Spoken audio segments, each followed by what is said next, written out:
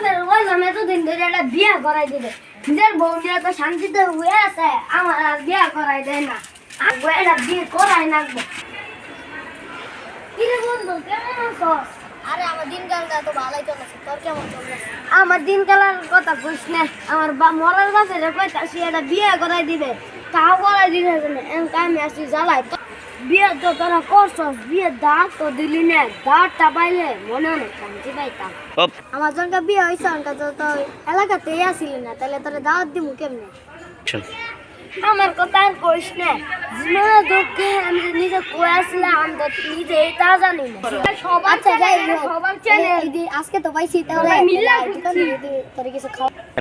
আচ্ছা যাই হোক আয় তোরা এখন পাইছি দোকানে যাই কিছু খাই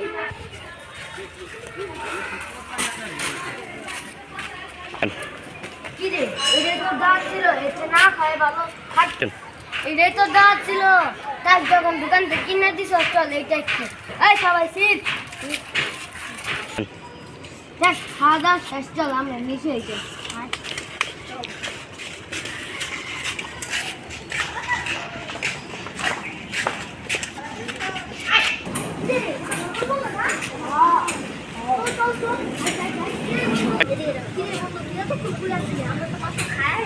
ভালো বন্ধু তোর একটা কথা মানতে পারলাম না যে সবাই বিয়ে করছে নাকি এটা তুই জানো আয় বন্ধু এনে বলা না তুমি